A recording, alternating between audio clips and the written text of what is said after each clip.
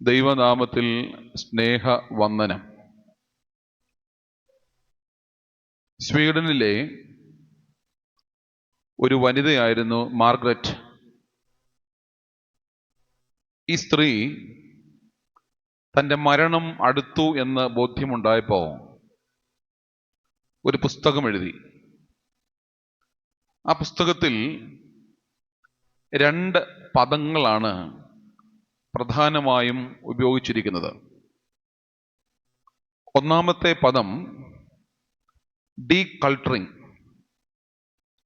രണ്ടാമത്തെ പദം death cleaning. സിമ്പിളാണ്. ഒന്നാമത്തെ പദം ഡീകൾട്ടറിങ്.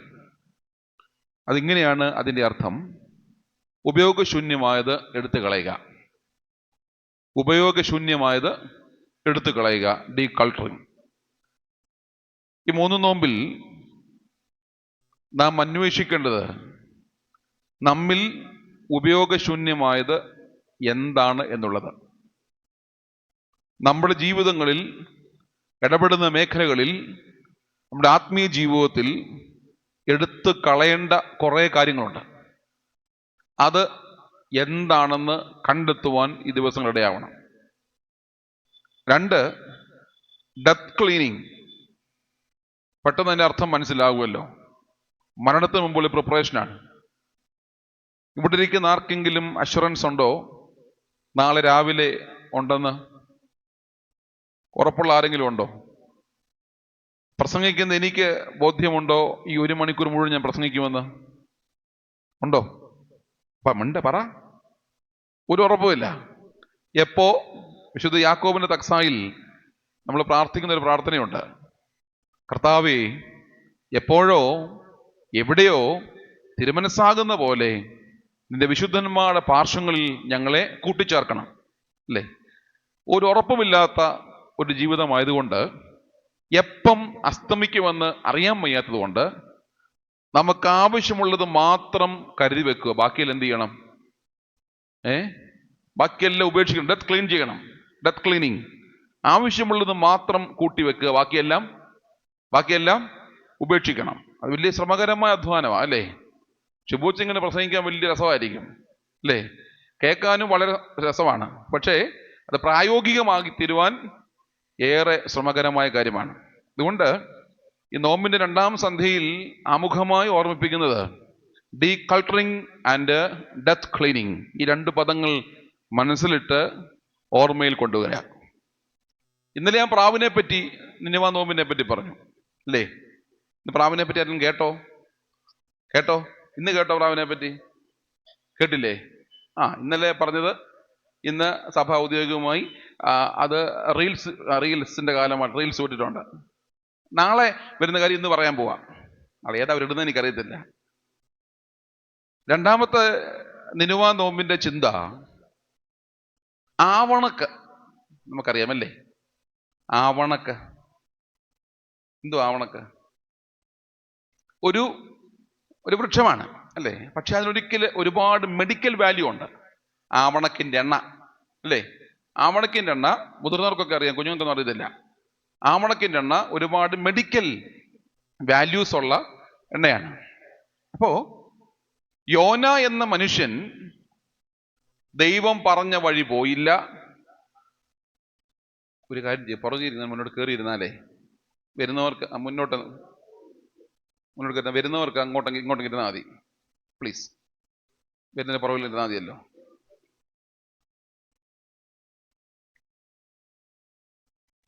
ഈ സൈഡിലോട്ടങ്ങ് ഇരുന്നോ, കുഴപ്പമില്ല. നമ്മുടെ പുരുഷന്മാർ നല്ലവരാ, നമ്മുടെ സ്ത്രീകൾ സുന്ദരികളുമാണ്.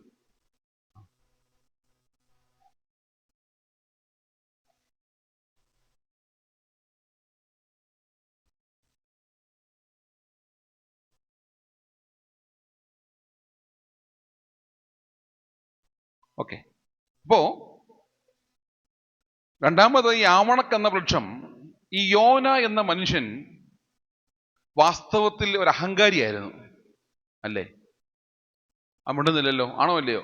അല്ലേ? ദൈവം പറഞ്ഞു, ദൈവം അയച്ചവനാണ്, അവൻ പോകേണ്ട വഴി പോയില്ല, അവന്റെ വഴി പോയി.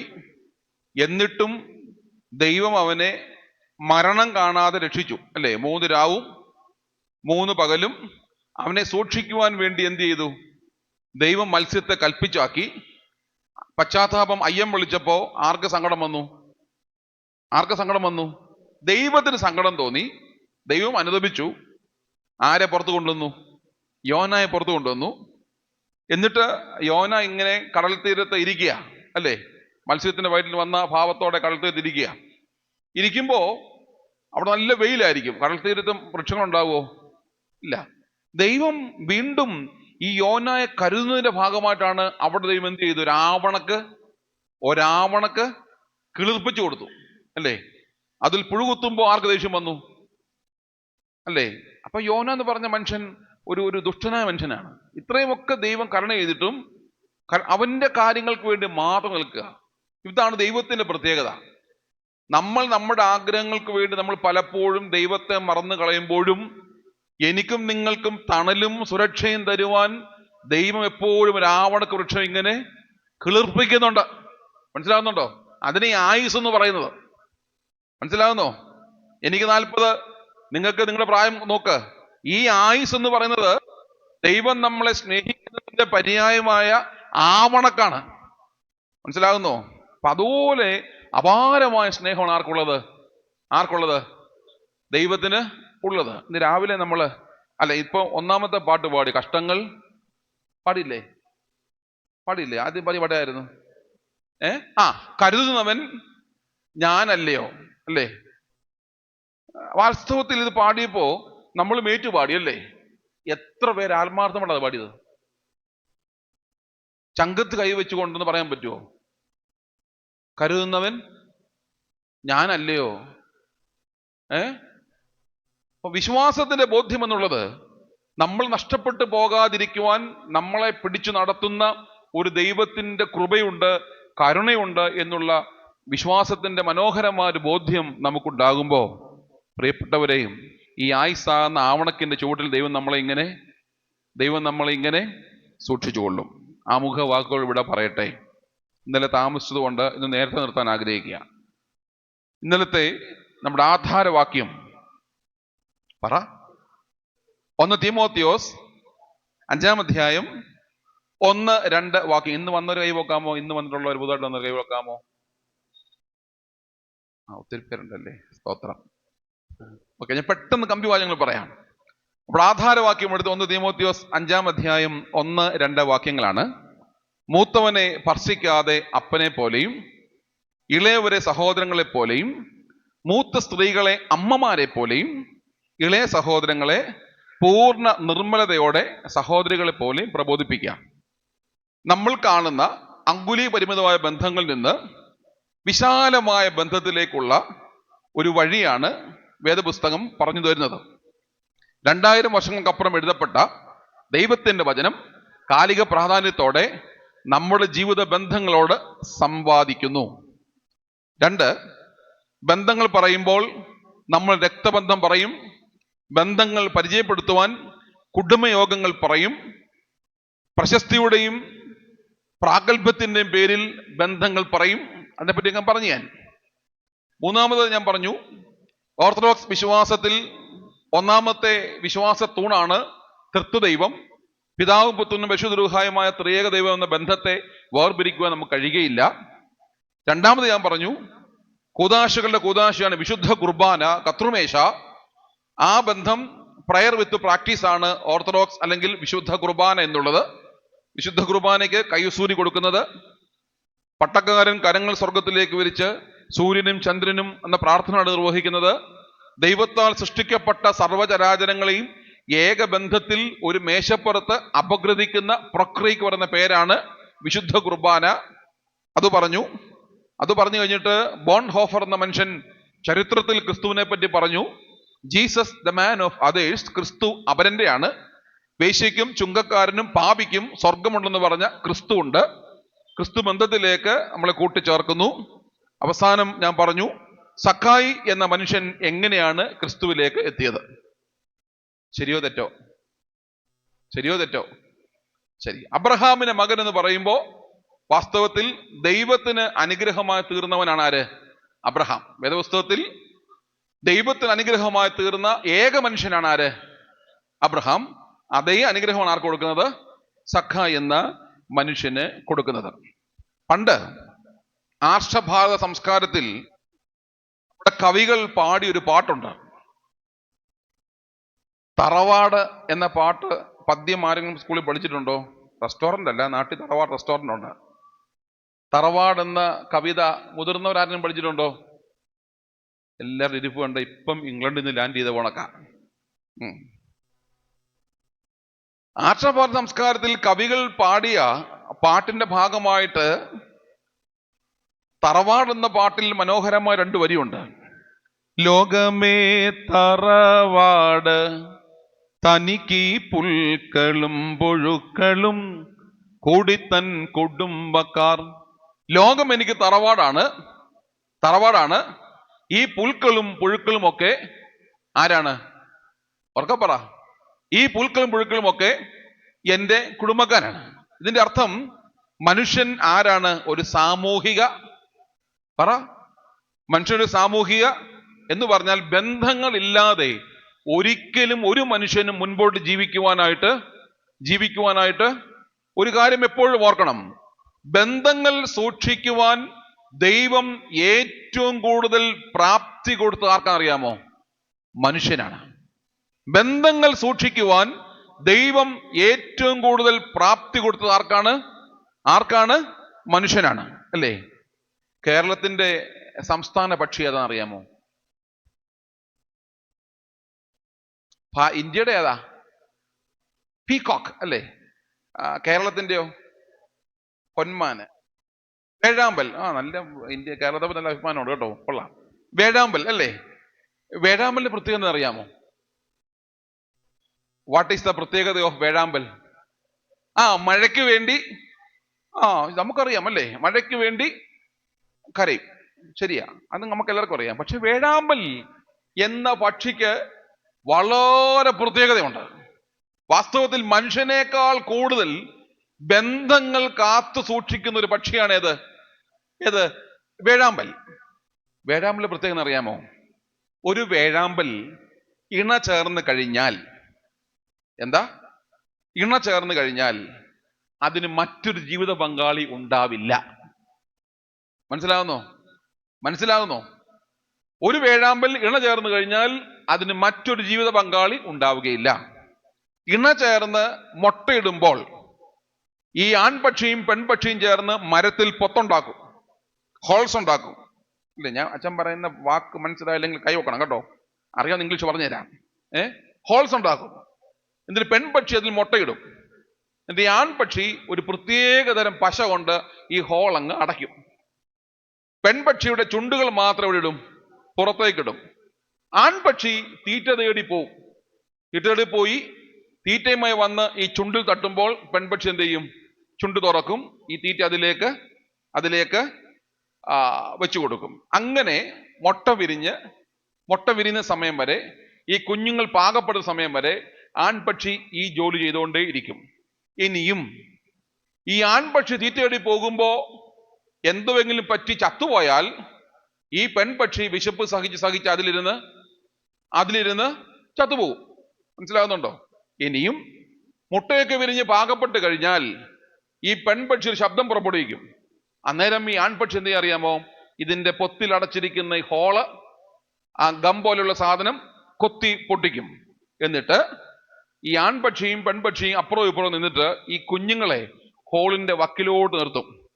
എന്നിട്ട് ഇതിന്റെ ചിറക് തമ്മിൽ കൂട്ടിയടിക്കും. അപ്പോ ഒരു ചെറിയ സ്പാർക്ക് ഉണ്ടാകും. ഇത് കണ്ടോണ്ട് ഈ കുഞ്ഞുപക്ഷി എന്ത് ചെയ്യും? താഴേക്ക് ചാടുന്ന സമയത്ത് ഈ ആൺപക്ഷിയും പെൺപക്ഷിയും കൂടെ പറകും. ഒന്നിന് ഊനം ഉണ്ടെങ്കിൽ എന്ത് ചെയ്യും? അത് സേവ് ചെയ്യും. മനസ്സിലാവുന്നുണ്ടോ? ഞാൻ ഇത് പറയാൻ കാരണം, ഒരു നിസാരപ്പെട്ട പക്ഷി, അല്ലേ? ഒരു സിമ്പിൾ പക്ഷി, അതിന് ജീവിതത്തിൽ എത്ര ഇണയുണ്ട്? അതിന് ആകെ ഒരേ ഒരു ഇണ, അല്ലേ?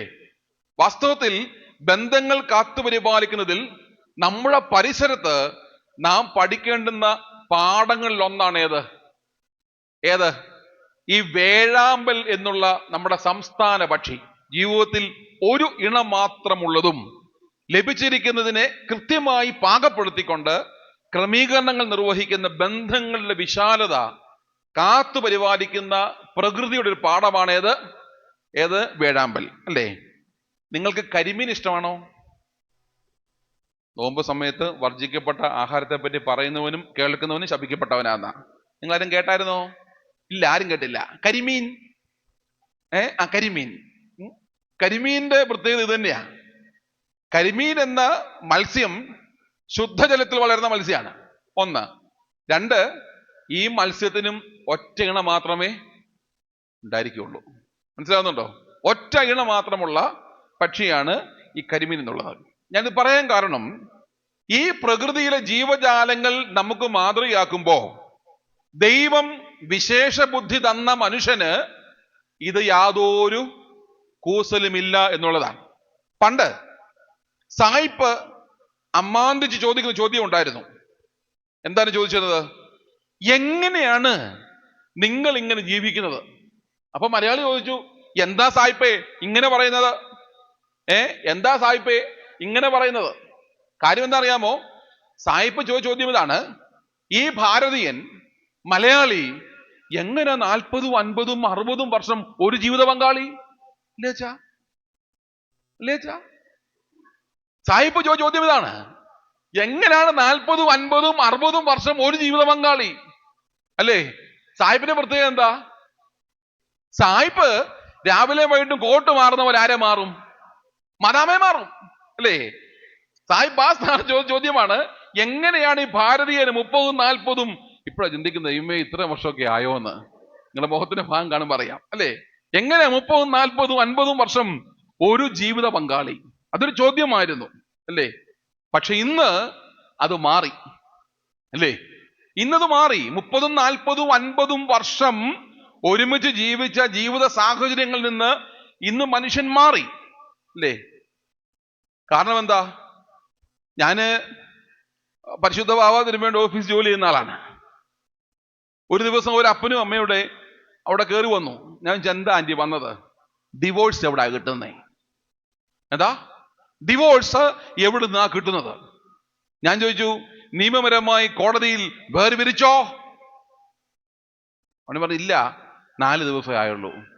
എത്ര ദിവസമാ? ഞാൻ ഈ പോരുന്നതിന്റെ തലേ ഞായറാഴ്ച ഞങ്ങളുടെ ഭദ്രാസനത്തിൽ ഒരു പള്ളിയിൽ രാവിലെ വിവാഹം നടന്നു. 4:30 പെങ്കൊച്ചു പറഞ്ഞു, ചച്ചൻ പൊക്കോ, എനിക്ക് വേറെ ആളുണ്ടെന്ന്. ചച്ചൻ പൊക്കോ.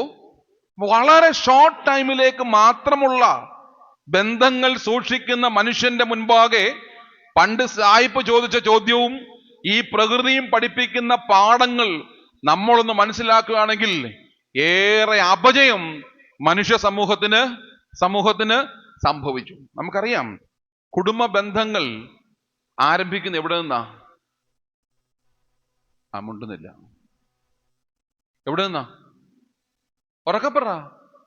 എവിടെ നിന്നാ കുടുംബ ബന്ധങ്ങൾ ആരംഭിക്കുന്നത്? കുടുംബത്തിൽ നിന്നുമല്ല, പള്ളിയിൽ നിന്ന് ആരംഭിക്കുന്നത്. എവിടെ നിന്ന് ആരംഭിക്കുന്നത്? പറ. ആ ദിവസം ഓർത്തെടുക്കാൻ പ്രയാസമായിരിക്കും. കേരളക്കാണോ കുർളക്കാണോ തല വെച്ച് ടെൻഷൻ ഉണ്ടായിരിക്കും, അല്ലേ? പള്ളിയിൽ നിന്നാണ് ആരംഭിക്കുന്നത്. ഉണ്ടെന്നില്ലല്ലോ, ആണു, അല്ലേ? എല്ലാ ബന്ധങ്ങളും ആരംഭിക്കുന്നത് എവിടെയാണ്? പള്ളിയിൽ നിന്നാണ്, അല്ലേ? ഇതാ ഈ സമയം മുതൽ.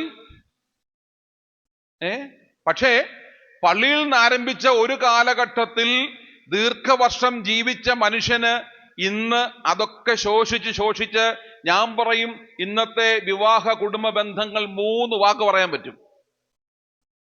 ഇന്നത്തെ വിവാഹ കുടുംബ ബന്ധങ്ങളെ 3 വാക്ക് പറയാൻ പറ്റും. 1 കണ്ടു, 2 കെട്ടി, 3 പൊട്ടി. കണ്ടു, കെട്ടി, പൊട്ടി. അത്രമാത്രം ഷോർട്ടായിട്ടുള്ള ബന്ധങ്ങളാണ് നമ്മൾ ഉണ്ടാവുന്നത്. കാരണം നമ്മൾ തന്നെ ഒപ്പിച്ചതാണ്. ഞാന് ഈ അടുത്ത കാലത്ത് ഏതോ ഒരു പള്ളിയിൽ പ്രസംഗിച്ചതാണ്. നിങ്ങളൊക്കെ കേട്ട് കാണുമായിരിക്കും. നമ്മളിങ്ങനെ നോക്കിയിരിക്കുവാണല്ലോ, എന്താ ആര് പറയുന്നു, എങ്ങനെ ആരെ തകർക്കാൻ. സോഷ്യൽ മീഡിയ വളരെ ആക്റ്റീവ് ആണല്ലോ. അപ്പോ ഞാന് ഈ സംഭവം അന്വേഷിച്ച് വന്നത് ഇങ്ങനെയാണ്. എൻ്റെ അപ്പനും അമ്മയ്ക്കും ഭയങ്കര തുമ്മല്.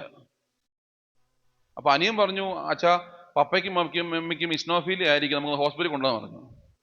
അങ്ങനെ അനിയനെ അപ്പയും അമ്മയും കൊണ്ട് ഹോസ്പിറ്റലിൽ കൊണ്ടുപോയി ഡോക്ടർ ബ്ലഡ് നോക്കി, കുഴപ്പമില്ല. ചെക്കപ്പ് എടുത്ത് ഒരു കുഴപ്പമില്ല. ഭയങ്കര തുമ്മലോട് തുമ്മല്. അവസാനം ഡോക്ടർ ചോദിച്ചു, നിങ്ങൾ എത്ര മക്കളാ? 3 പേരാ. എൻജോയ് ചെയ്യുന്നു. ഞാൻ പുറത്താ, പെങ്ങളും പുറത്താ, പിന്നെ അച്ഛനുണ്ട്. മൂത്ത മോൻ കളത്തിൽ ഇറങ്ങുന്നതിൻ്റെയാ ഈ അപ്പനും അമ്മയും തുമ്മുന്നത്. മനസ്സിലായോ? മൂത്ത മോൻ കളത്തിൽ ഇറങ്ങുന്നതിൻ്റെ അപ്പനും അമ്മയും. കാരണം എൻ്റെ അപ്പനും അമ്മയ്ക്ക് വിളിച്ചുകൊണ്ടിരിക്കുക ഇപ്പം. കാരണം ഞാൻ എൻ്റെ ഗതികേടിന് ഒരു കല്യാണം കഴിഞ്ഞ വീട്ടിൽ പോയിട്ട് ഒരാൽബം കാണേണ്ട വന്നതുകൊണ്ടും ഇന്നത്തെ യുവജനങ്ങൾ കാട്ടിക്കൂട്ടുന്ന കോപ്രായങ്ങൾ കണ്ടതുകൊണ്ടും വേദന സഹിക്കാതാവാതെ ഞാനൊരു പ്രസംഗിച്ചു സേവ് ദ ഡേറ്റിനെ പറ്റി. Save the date. ഒരമ്മച്ചി മലബാറില് കൺവെൻഷൻ പോയപ്പോ ഞാനിങ്ങനെ പ്രസംഗം കഴിഞ്ഞ അവിടെ ഇരിക്കുക. അവിടെ സ്ത്രീകളൊക്കെ ജോലി ചെയ്യുന്നവരോട്ടോ, എന്ന് വെച്ചാൽ റബ്ബർ വെട്ടാൻ പോകും, സാധുക്കളാ. അപ്പോ ഒരു അമ്മച്ചി ഇങ്ങോട്ട് വന്നിട്ട്, യൂട്യൂബിലുള്ള അച്ഛനല്ലേ? ഞാൻ പറഞ്ഞാണു, ഞാൻ കേട്ടായിരുന്നു, കൊള്ളാം. ഞാൻ അമ്മച്ചി വല്ലതും ചീത്ത വിളിക്കാൻ വരുമെന്ന് വിചാരിച്ചാ ഞാൻ പമ്മി ഇരുന്നത്. അപ്പൊ സേവ് ദ ഡേറ്റിനെ പറ്റി പറഞ്ഞു. എനിക്ക് ഭയങ്കരമായ വിമർശനം ഉണ്ടായി. പക്ഷെ എനിക്കത് വിഷയമുള്ള കാര്യമില്ല. ഞാൻ പറയേണ്ട കാര്യങ്ങൾ പറഞ്ഞോളൂ. സേവ് ദ ഡേറ്റ് തെറ്റാണോ ശരിയാണോ? തെറ്റാണോ ശരിയാണോ? കെട്ടാൻ പോകുന്നവരൊക്കെ പ്രതീക്ഷയോട് ചോദിക്കുക, മക്കളെ തെറ്റാണ്, തെളിയിക്കാം. കാരണം നമ്മുടെ ആധാരവാക്യം എന്ന് പറയുന്നത് മൂത്തവൻ അപ്പനാണ്, മൂത്ത സ്ത്രീ അമ്മയാണ്, ഇളയവർ സഹോദരനാണ്, സഹോദരിയാണ്. മനസ്സിലാവുന്നുണ്ടോ? അല്ലാതെ വിവാഹ ബന്ധം ആരംഭിക്കുമ്പോ ഒരു സ്ത്രീയെയും പുരുഷനെയും എവിടെ വെച്ച് കൈപിടിപ്പിക്കുന്നത്? ഉറക്കപ്പറ, പള്ളിയിൽ വെച്ചാണ്. ഇതാ ഈ സമയം മുതൽ. ആദ്യം പട്ടക്കാരൻ എന്താ പറയുന്നത്? പട്ടക്കാരൻ ജാമ്യം എടുക്കും അല്ലേ? ഞങ്ങൾ ജാമ്യം എടുക്കും. എന്താ ജാമ്യം? എന്താണ്? മക്കളെ, ഇപ്പോൾ നിങ്ങൾ ഈ കർത്തൃ സിംഹാസനത്തിന് മുൻപാകെയും പരിശുദ്ധ ഏവങ്കേലിയന്റെ മുൻപാകെയും ജയമുള്ള ശ്ലീബയുടെ മുൻപാകെയും ഈ സമൂഹത്തിന് മുൻപാകെ നിൽക്കുന്ന പ്രത്യേകം ശ്രദ്ധിക്കണം. ഹൃദയവിചാരങ്ങൾ അറിയാത്തവന്റെ മുൻപാകെയല്ല, അറിയുന്നവന് മുൻപാകെ നിൽക്കുന്നത്. കണ്ടാലും ഇതാ ഈ സമയം മുതൽ. ഏത് സമയമാ? പക്ഷേ ഈ സമയം മുതൽ ഞങ്ങൾ നിങ്ങളെ പരസ്പരം പരമേൽപ്പിക്കും. അച്ഛൻ പറയുമ്പോ മാസം മുമ്പ് ഫോട്ടോഗ്രാഫർ എന്ത് ചെയ്തേ? കർമ്മം ചെയ്ത പറ. മാസങ്ങൾ മുമ്പ് ഫോട്ടോഗ്രാഫർ പറ. കൊട്ടവഞ്ചിയെ കൊണ്ട് കൈപിടിപ്പിക്കും, കാട്ടുപള്ളിയെ കയറ്റി കൈപിടിപ്പിക്കും. ആണോ അല്ലയോ? ഇത് ശരിയോ തെറ്റോ?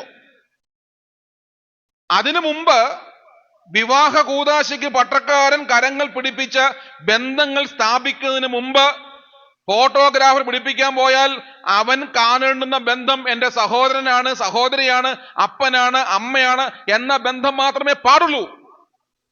ശരി തെറ്റോ? നിങ്ങൾ ഉണ്ടായിരിക്കുന്നതിന് അതോ സേവ് ദ ഡേറ്റ് വേണ്ടായോ? വേണോ? യോജിക്കുന്ന പറ. എതിർക്കുന്ന നിങ്ങൾ പറഞ്ഞു. ഞാൻ ആർഗ്യൂ ചെയ്യാൻ സമ്മതിച്ചിരിക്കുന്നു. വാസ്തവത്തിൽ പട്ടക്കാരൻ ദൈവസന്നിധിയിൽ വെച്ചാണ് ഈ ഒരു സ്ത്രീയെ, ഒരു പുരുഷനെ തൊടുവാനായിട്ട് അനുവാദം പോലും കൊടുക്കുന്നത്. മനസ്സിലാകുന്നുണ്ടോ?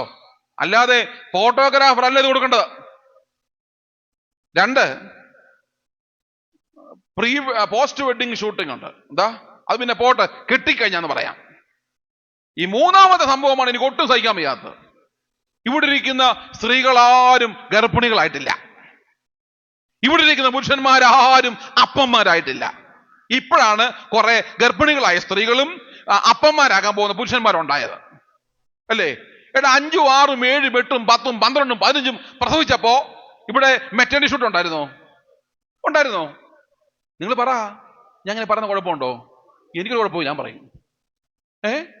എങ്ങനെയോ വല്ലച്ചാതി തമ്പുരാൻ, നമ്മൾ വേദസ്തുതി വായിക്കുന്നതോ, മക്കൾ യഹോവ നൽകുന്ന ദാനം, ഉദരഫലം അനുഗ്രഹിക്കപ്പെട്ടത് എന്നൊക്കെ വായിക്കുന്നവൻ ഇത് ദാനമാണെന്നും പഴമക്കാർ പറയും ഉണ്ണിയെ കണ്ടും മാമ്പു കണ്ടും പുകഴെഴുത് പഠിപ്പിക്കുമ്പോഴും, പ്രിയപ്പെട്ടവരെ, അവൻ വിവാഹം കഴിച്ച് ഗർഭിണിയായാൽ പള്ളി പോലും കുമ്പിടാത്തവൻ നിറവേറോടെ നിൽക്കുന്ന ഭാര്യയുടെ മുട്ടുകുത്തി ഒരു ഉമ്മ, അവിടെ 10 ഫോട്ടോ, ആ നാട്ടുകാരെ മുഴുവൻ അങ്ങോട്ട് കാണിക്കുക അല്ലേ? ഇതിന് വല്ല അർത്ഥമുണ്ടോ? പറ. ഇതിന് വല്ല അർത്ഥമുണ്ടോ? ഒരർത്ഥവും ഇല്ല. സംഭവിക്കുന്ന കാര്യം എന്താ അറിയാമോ? ഞാൻ പറഞ്ഞല്ലോ 8, 10, 12, 15, 16, 20 വർഷമായിട്ട് ഒരു തലമുറയ്ക്ക് വേണ്ടി ആശുപത്രി വരാന്തകൾ കയറിയിറങ്ങി കോടാനുകോടി രൂപ മുടക്കിയവർ എനിക്കറിയാം. ലക്ഷോപലക്ഷം രൂപ മുടക്കി ഒരു കുഞ്ഞിന് വേണ്ടി ആഗ്രഹിക്കുന്ന ആരെങ്കിലും നമ്മൾ ഈ കാണിക്കുന്ന കോപ്രായം പ്രവോക്ക് ചെയ്തില്ലേ? നിങ്ങൾ നോർത്തേ, ആരെയെങ്കിലും. ഞാൻ ഭാര്യയോട് പറഞ്ഞ കാര്യമുണ്ട്, മേലിൽ ഈ കുഞ്ഞിന്റെ ഒരു സ്റ്റാറ്റസ് പോലും ഇട്ടേക്കരുത്. എന്താ? ഇന്നിപ്പോ അവൻ അതുവഴി പോയാലും ഇവള് വന്നാലും സ്നാപ്പും സ്റ്റാറ്റസുമാ അല്ലേ? കാരണം നിന്റെ സ്വകാര്യം ഞങ്ങൾ എന്തിനാ കാണുന്നത്? പറ. പണ്ടിതുപോലെ ഉണ്ടായിരുന്നോ? ഇല്ലായിരുന്നു. എന്റെ കിടപ്പറ, എന്റെ ഭാര്യ കുമ്മ കൊടുക്കുന്നത്, എന്റെ ഭാര്യ സ്നേഹിക്കുന്നത് അതെന്റെ സ്വകാര്യതയാന്നേ. അത് ലോകത്തെ കാണിക്കേണ്ട കാര്യമുണ്ടോ? ഇങ്ങനെ ലോകത്തെ കാണിക്കാൻ ശ്രമിച്ചപ്പോഴാണ് ഞാൻ പറഞ്ഞ 3 വാക്ക്: കണ്ടു, കെട്ടി, പൊട്ടി. അത്ര നൈമിഷികമായിട്ടാണ് നമ്മുടെ ജീവിത ബന്ധങ്ങൾ പൊയ്ക്കൊണ്ടിരിക്കുന്നത്. യാതൊരു അർത്ഥവും നമ്മുടെ ബന്ധങ്ങൾക്കില്ല എന്നുള്ളതിന്റെ പ്രത്യക്ഷമായ അടയാളങ്ങളാണ്. ഒരു വർഷം നമ്മുടെ ഓർത്തഡോക്സ് സഭയിൽ മാത്രം നടക്കുന്ന ഡിവോഴ്സ് 600-ലധികമാണ്. എത്ര? 600-ലധികമാണ്. 6-7 ലക്ഷം പേര് വരുന്ന ഈ ഒരു സഭയിൽ നടക്കുന്ന ഡിവോഴ്സ് എന്നുള്ളത് മനസ്സിലാവുന്നോ? ദീർഘകാലം ജീവിച്ച മനുഷ്യനെ നോക്കി സായിപ്പ് അമാന്തിച്ച് ചോദിച്ചു, എങ്ങനെയാണ് ഇത്രയും വർഷം ഒരുമിച്ച് ജീവിക്കുന്നത്? അതൊരു വലിയ ചോദ്യമാണ്. എനിക്ക് ഈ ലോകത്തിൽ ഏറ്റവും ഇഷ്ടമുള്ളത് സർവശക്തനായ ദൈവം കഴിഞ്ഞ പിന്നെ എൻ്റെ വല്യമ്മച്ചിയാണ്. ആരെയാ? പറ. ഞാൻ ഇന്നലെ പറഞ്ഞല്ലോ, മുത്തശ്ശനും ഇല്ല. ഈ പള്ളിയെ ഒരു വല്യമ്മച്ചി ഉണ്ടോ? നോക്കിക്കേ, ഇല്ല. എല്ലാവരും കൈ പൊക്കിയാൽ പറ്റത്തില്ല, തല നരച്ചിരിക്കണം. ഗോദറേജ. എന്താ? ഇല്ല. അല്ല. ഇപ്പോഴും ചെറുപ്പമാ, 82 ചെറുപ്പമാ. മിടുക്കി, കൊള്ളാം അല്ലേ? പക്ഷേ ഞങ്ങൾ ചൂരിദാറാ ഇട്ടേക്കുന്നത്. ഞങ്ങൾ പണ്ട് വല്യപ്പച്ചനെ കാണണമെങ്കിൽ എന്ത് കാണും? പക്ഷെ ഞങ്ങൾ വല്യപ്പച്ചനെ അവിടെ ഒരു തലയുണ്ട്, പക്ഷേ സാരി കൊടുത്തേക്കുന്നത്. പക്ഷെ ഞങ്ങൾ വല്യമ്മച്ചി എന്ന അനുമാനം കൊടുത്തിരിക്കുന്നത് എങ്ങനെയാണെന്നറിയാമോ? ഒരു ചട്ടയും മുണ്ടും നേരിതും ഒക്കെ കൊടുത്ത്. ഇന്നതൊന്നും ഇല്ല. ഇന്ന് വല്യപ്പച്ചാന്ന് വിളിക്കാൻ ഇഷ്ടമല്ല, വല്യമ്മച്ചിന്ന് വിളിക്കാൻ ഇഷ്ടമല്ല അല്ലേ? ഞാൻ പറഞ്ഞല്ലോ, ഇന്നലെ ഞാൻ ആത്മീയസം കൊണ്ട് പറഞ്ഞല്ലോ, കണ്ടാൽ 10-85 വയസ്സ് പ്രായമുള്ള ഒരു സ്ത്രീ കയറി വന്നപ്പോ ആ സ്ത്രീയുടെ കൈയുടെ ചുളുക്കവും മുഖത്തിന് ചുളുക്കവും ഭാവം കണ്ടപ്പോ എന്റെ ഗതികനെ ചോദിച്ചു, അമ്മച്ചി എവിടുന്നാ വന്നത്? വൈ യു കോൾ മീ അമ്മച്ചി? ഞാൻ പിന്നെ അമ്മച്ചിന്ന് വിളിക്കത്തില്ല, അപ്പച്ചാന്ന് വിളിക്കത്തില്ല, അമ്മ അച്ഛ. എന്തുകൊണ്ട്? ഒരു കുഴപ്പമില്ലല്ലോ, പരിക്കില്ലാതെ ഭാഗമല്ലേ. ഇപ്പോ അമ്മച്ചിമാരൊന്നും ഇല്ലാത്തൊരു കാലമാണ്. പക്ഷെ എനിക്ക് ദൈവം തമ്പുരാൻ കഴിഞ്ഞാൽ പിന്നെ ഈ ഭൂമിയിൽ എനിക്ക് ഏറ്റവും ഇഷ്ടം എൻ്റെ വല്യമ്മച്ചിയാണ്. പക്ഷെ എന്ത് ചെയ്യാനാ, ഈ ഓഗസ്റ്റ് 2-ാം തീയതി 99 വയസ്സ് ഒന്നും പറയാ യാത്രയായി അങ്ങ് പോയി. 99 വയസ്സുണ്ട്. പറയാൻ കാരണം ഈ അമ്മച്ചിമാരുടെ ഇഷ്ടമായോണ്ട് എൻ്റെ ബലഹീനത ഈ അമ്മച്ചിമാരാ. ആരാ എൻ്റെ ബലഹീനത? ആരാണ്? ഇവിടെ ഒറ്റ അമ്മച്ചിയില്ല കേട്ടോ, വേറെ കാര്യം. ആരും എൻ്റെ അടുത്ത് വരണ്ട. എൻ്റെ ബലഹീനത ആരാണ്?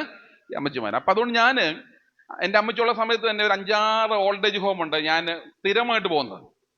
അപ്പൊ അതില് ഒരു ഓൾഡ് ഏജ് ഹോം പാമ്പാടിയില്ല. ഈ അമ്മച്ചിമാരെ കൈകാര്യം ചെയ്യാൻ വലിയ പ്രയാസമാണ്. നിങ്ങൾക്കറിയാമോ? ഈ അമ്മച്ചിമാരെ കൈകാര്യം ചെയ്യാൻ വലിയ പ്രയാസമാണ്. ഈ പാമ്പാടി ഓൾഡ് ഏജ് ഹോമിൽ ചെന്നിട്ടേ ഒരാളോട് ഇച്ചിരി വർത്താനം കൂടുതൽ പറഞ്ഞാൽ അടുത്ത ആള്, അവളെന്താ പറഞ്ഞേ? ഒരു ചോദ്യമാണ്, അവളെന്താ പറഞ്ഞേ? ഞങ്ങളൊന്നുമില്ല. അപ്പോ അങ്ങനെ അവിടെ ഞാൻ പ്രിയപ്പെട്ടൊരു അമ്മച്ചി ഉണ്ടായിരുന്നു. അമ്മച്ചിയുടെ സാഹചര്യം കൊണ്ട് അമ്മച്ചി അവിടെ ആയിപ്പോയി. 90 വയസ്സോളം അമ്മച്ചിക്ക് ഇപ്പോഴും ഉണ്ട്. ഒരു ദിവസം ഈ അമ്മച്ചിയോട് ഞാൻ ചോദിച്ചു, അമ്മച്ചിയുടെ പഴയകാല ജീവിതം അമ്മച്ചി ഓർക്കുന്നുണ്ടോ? ഈ അമ്മച്ചി ഉടനെ എൻ്റെ കയ്യെ കയറി ചാടി പിടിച്ചു. ഉണ്ട് മോനെ, ഉണ്ട്.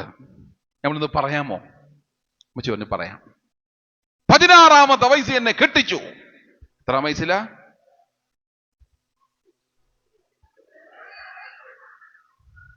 16-ാമത്തെ വയസ്സിൽ എന്നെ കെട്ടിച്ചു അല്ലേ?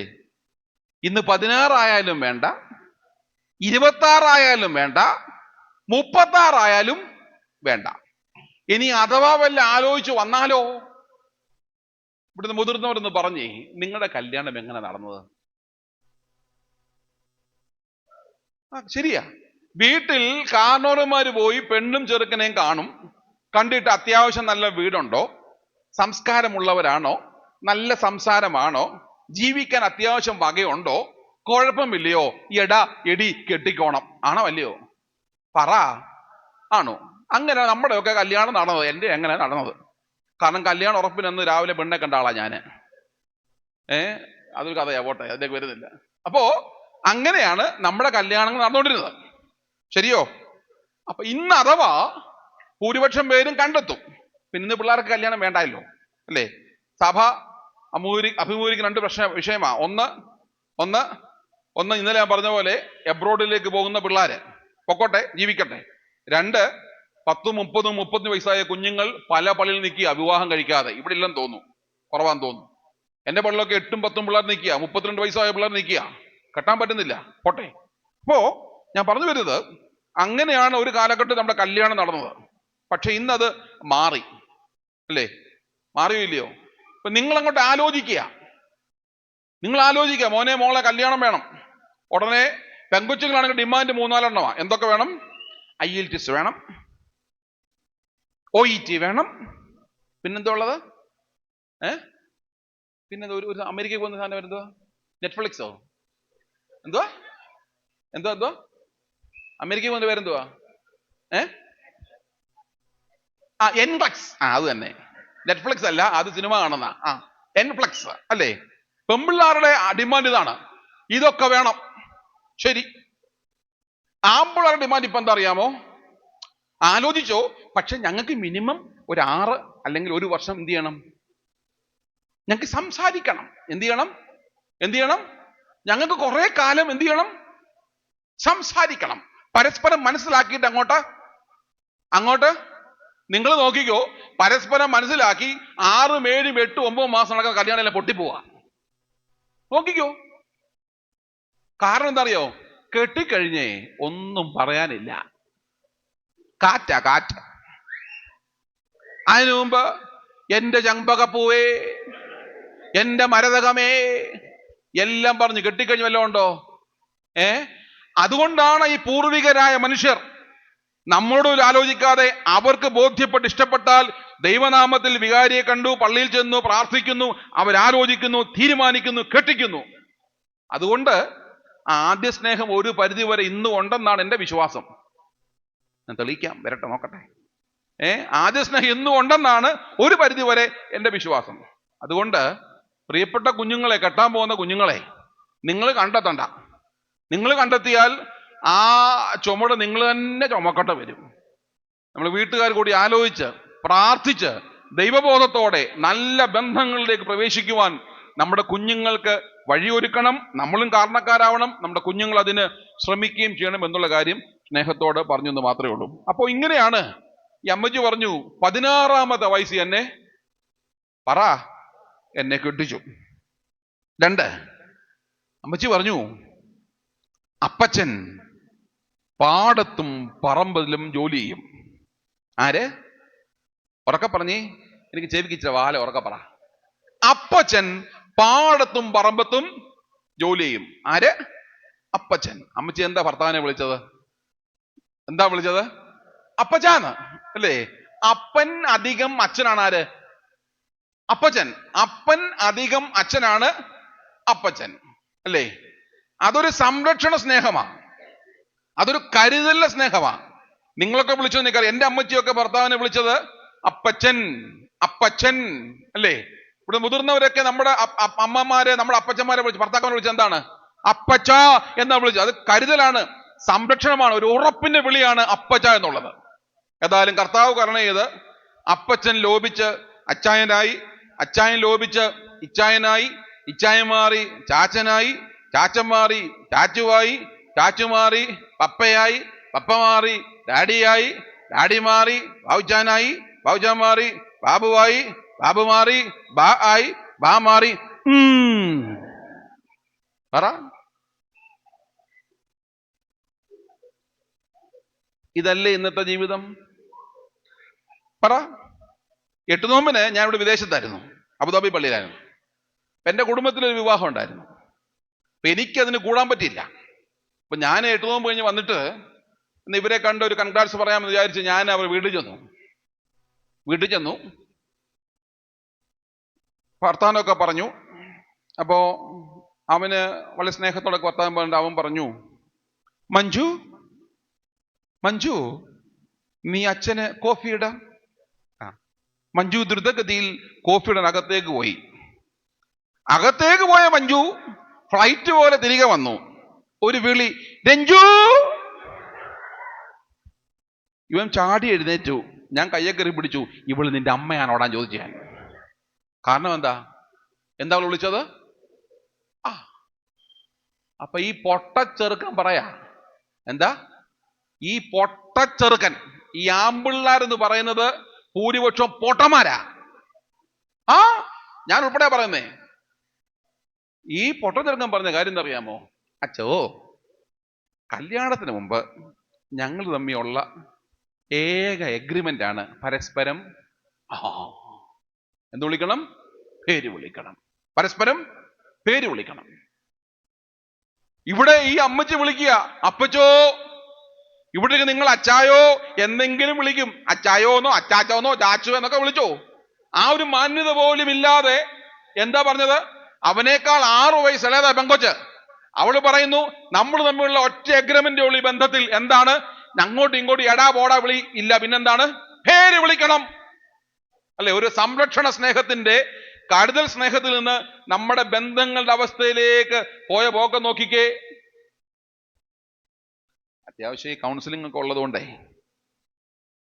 ഒരു കേസ് വന്നു എൻ്റെ അടുത്ത്. കേസ് കുടുംബ പ്രശ്നമാണ്. ഞാൻ പറഞ്ഞു രാവിലെ സ്കൂളിലേക്ക് വരാം. സ്കൂളിൽ ജോലി ചെയ്യുന്ന സമയമാണ്. സ്കൂളിലേക്ക് വരാൻ പറഞ്ഞു. സ്കൂളിൽ വന്നു. ഞാൻ ചോദിച്ചു എന്താ അമ്മ കാര്യം? അമ്മയെ വന്നു. അച്ഛാ അവനങ്ങ് ഡിപ്രഷനാ. എന്താ എന്താ ഇന്ന് സ്കൂളിൽ പോലും ആരുണ്ട്? എത്ര കൗൺസിലേഴ്സ് അല്ലേ പിള്ളേർക്കല്ല. എന്താ എടാ, കപ്പയും ചേനയും ചേമ്പും വെളുന്താളും കഴിച്ചപ്പോൾ ഡിപ്രഷൻ ഉണ്ടായിരുന്നോ? കേട്ടിരിക്കുന്നു. ഏത്തക്കൊല ഉണക്കരിക്കുന്നേ. വല്ല കുഴപ്പം ഉണ്ടായിരുന്നോ? ഇന്നലെ പറഞ്ഞ പോലെ ഈ കിൻഡർ ജോയും കുറുകുറും പ്രിങ്കിൾസും ഒക്കെ കഴിച്ച് കഴിച്ച് കഴിച്ച് ഇങ്ങോട്ട് വന്നപ്പോ എന്താ പറ്റുന്നത്? പിള്ളേർക്കല്ല എന്താ? വെറും തൊട്ടാവാടികളാ. ഒരു ഗുണമില്ലാത്ത കുഞ്ഞുങ്ങൾ ഇങ്ങനെ വന്നോണ്ടിരിക്കുക. ധൈര്യമില്ല. ആത്മഹത്യയുടെ കൂടുവാണല്ലോ അല്ലേ? അറിയാമല്ലോ. ഇന്ത്യയിൽ ഏറ്റവും കൂടുതൽ ആത്മഹത്യ എവിടെ നടക്കുന്നത്? കേരളത്തിലാ. കാരണം യാതൊരു മനക്കെട്ടിയുമില്ല, യാതൊരു മനോബല പിള്ളേർക്ക്. എല്ലാം അമൂൽ ബേബീസാ അല്ലേ? അതുകൊണ്ട് ഒത്തിരി കൗൺസിലർമാർ ഉണ്ടാകുന്നുണ്ട്. എനിക്കും വിളിച്ചു. ഞാൻ പക്ഷെ പോകാഞ്ഞതാ. ഗവൺമെന്റിൽ കയറാൻ വരും, ഞാൻ പോകാഞ്ഞതാ. അപ്പോ ഈ അമ്മ പറഞ്ഞു അച്ഛാ അവന് ഡിപ്രഷനാ. ഞാൻ എന്തോ പറ്റി? എനിക്കറിയത്തില്ല അച്ഛാ. ഞാന് ഈ കൊച്ചനെ വിളിച്ചു. ഞാൻ നീ എന്നെ കാണണം. ഇവൻ വന്നു. എന്താടാ കാര്യം? ഒന്നുമില്ല അച്ഛാ. പിന്നെന്താ നീ ഇങ്ങനെ മൂഡ് ഓഫ് നടക്കുന്നത്? അതൊന്നുമില്ല അച്ഛാ. നമ്മൾ ഈ കാര്യം പറയുന്നതാന്നുള്ളത്. അച്ഛാ കല്യാണം കഴിഞ്ഞിട്ട് 1.5 മാസമായി. നമ്മൾ ശരി, ഞങ്ങൾ ഇതുവരെ ഭാര്യയും ഭർത്താവിനും പോലെ ജീവിച്ചിട്ടില്ല. ഞാൻ ചോദിച്ച കാര്യം എന്നാ? എനിക്കറിയത്തില്ല. ഞാൻ പറഞ്ഞു നീ അവളെ കൊണ്ടുപോവാ. ഞാൻ പിന്നെ കേട്ടല്ലോ, ഇനി അവളെ കേൾക്കണ്ടേ? അങ്ങനെ വിധി പറയാനൊക്കത്തുള്ളൂ. അവൾ വരാൻ പറഞ്ഞപ്പോ ഇവനും അവളും ഒരു എക്സ്ട്രാ സാധനവും അവിടെ അമ്മയും. എക്സ്ട്രാ സാധനം അല്ലേ? നമുക്ക് ഈ ഏച്ചു കെട്ട എപ്പോഴും ഇഷ്ടം. നമുക്ക് എന്താ കെട്ടിച്ചു വിട്ടാലും ആര് പറയാ കാണും? അത് വലിയ അപകടമാണ്. നിങ്ങൾ ഓർത്തോണം. കെട്ടിച്ചു വിട്ട അവളെ പറഞ്ഞു വിടുന്നേ. നിങ്ങൾ നോക്കിയില്ലേ? നിങ്ങൾ സൂക്ഷിച്ചില്ലേ? ഇനി അവൻ നോക്കട്ടെ. ചിലത് ഇങ്ങനെ പുറകെ നടക്കും. ഇവിടെ ഒരു തള്ള പറഞ്ഞ പോലെ കെട്ടി കഴിഞ്ഞ പിന്നെ പഴയ പോലൊന്നും ഇല്ല അച്ഛാ എന്റെ കുഞ്ഞെന്നോട്. ഞാൻ നിങ്ങൾക്ക് ഭ്രാന്താ പറഞ്ഞു. നിങ്ങൾ ഇവനെന്താ കെട്ടിച്ചവനെ അല്ലേ? നമ്മുടെ മനുഷ്യരുടെ സ്വഭാവം അതാ. പൊസസീവാ, നല്ലതാ, കുഴപ്പമൊന്നുമില്ല.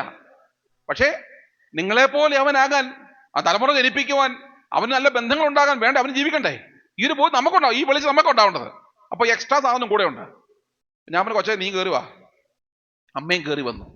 ഞാൻ പറഞ്ഞു ഇരിക്കട്ടെ, ഇന്നത്തെ കാലമല്ലയോ, മുറിക്കാതെ ഞാനും അപ്പം ഇരുന്നാൽ നാളെ പറയും പീഡനം പറഞ്ഞ് ഞാൻ അകത്ത് പോകും അല്ലെ? സ്ത്രീ അല്ലേ?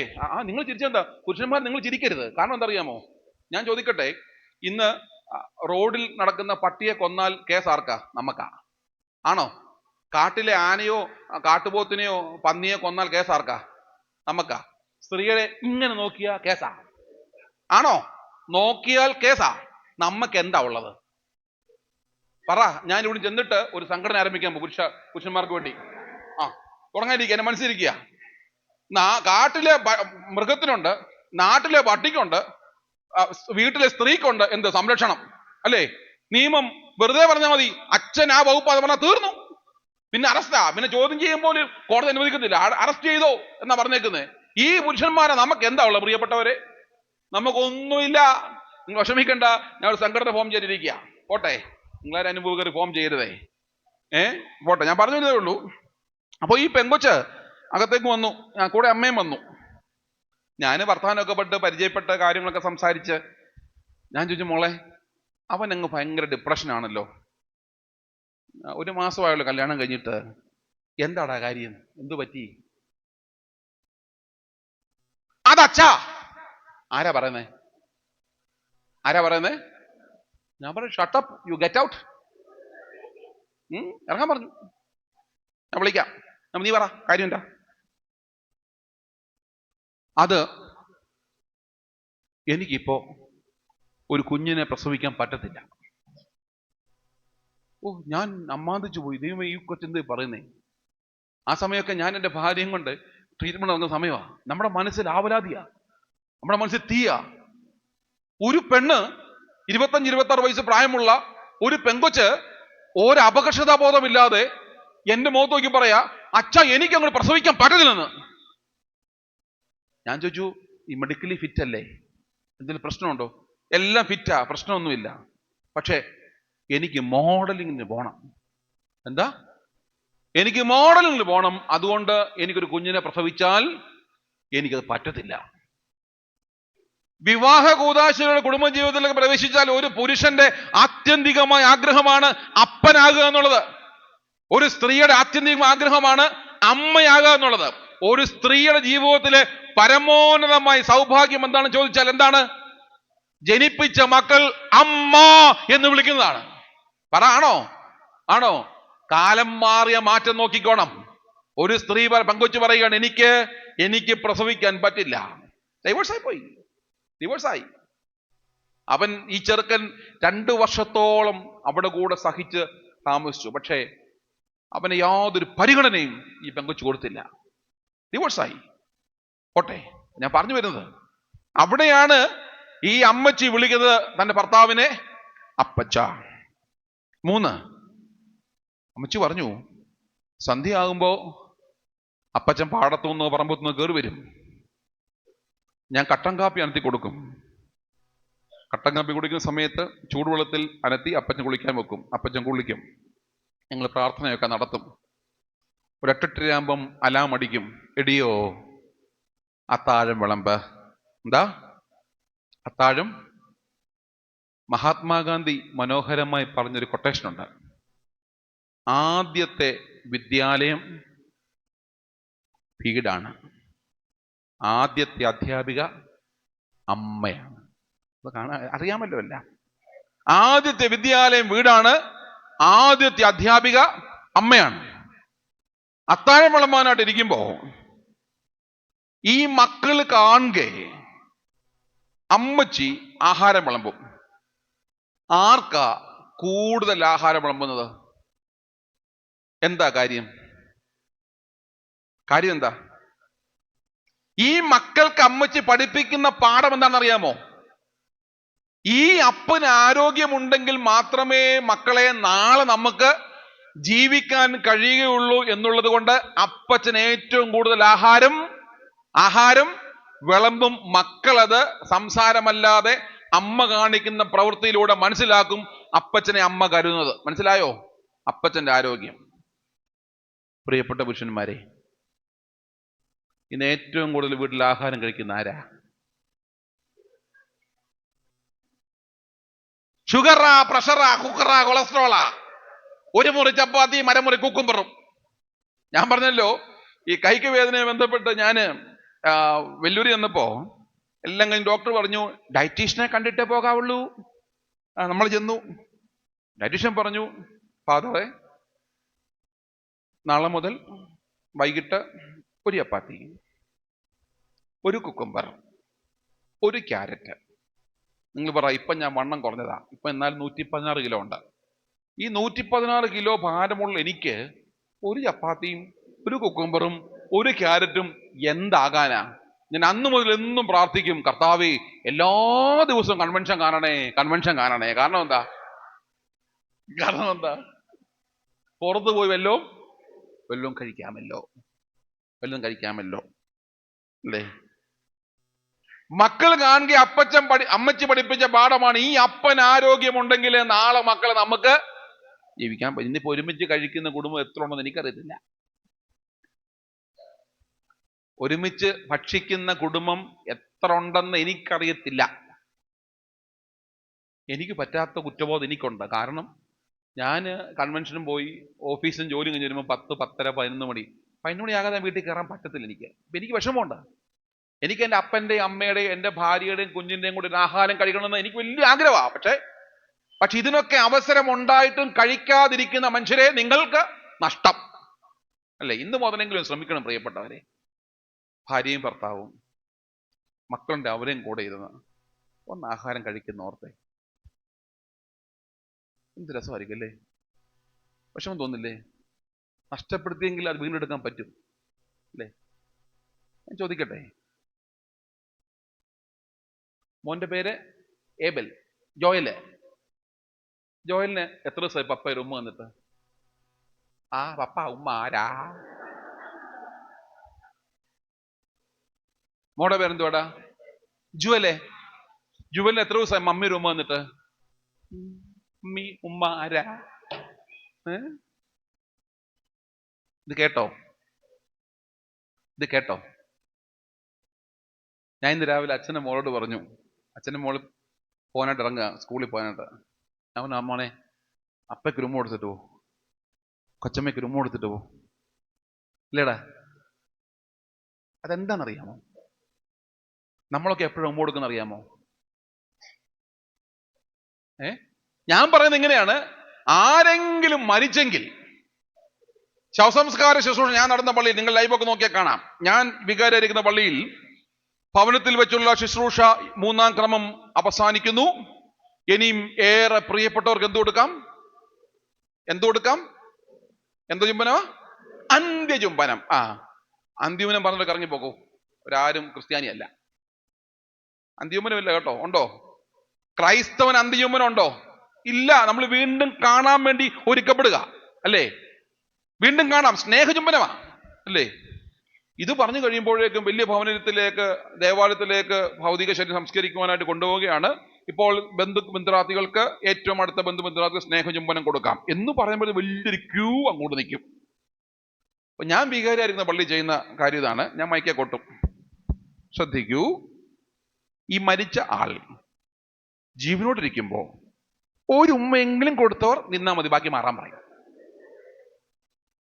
കാരണം ലോകത്തിൽ ഏതെങ്കിലും ഒരു ശവശരീരം എഴുന്നേറ്റിട്ട് നല്ല ഉമ്മയാണെന്ന് പറഞ്ഞിട്ടുണ്ടോ? ഇല്ല. ഒരു ശവവും പറഞ്ഞിട്ട് നല്ല ഉമ്മയെന്ന് പറഞ്ഞിട്ടില്ല അല്ലേ? ജീവനോടിരിക്കുമ്പോ കൊടുത്തെങ്കിൽ മാത്രമേ അതിനെന്തുള്ളൂ? അർത്ഥമുള്ളൂ. മനസ്സിലാകുന്നുണ്ടോ? ഈ മക്കളെ പറ്റി ഇങ്ങോട്ട് കുറ്റം പറയുമല്ലോ, ആ ചെറുക്കൻ അങ്ങനായി, ഈ ചെറുക്കൻ ഇങ്ങനായി, അവൾ അങ്ങനെ പോകുന്നു, അത് നിന്റെ കുഴപ്പമാ.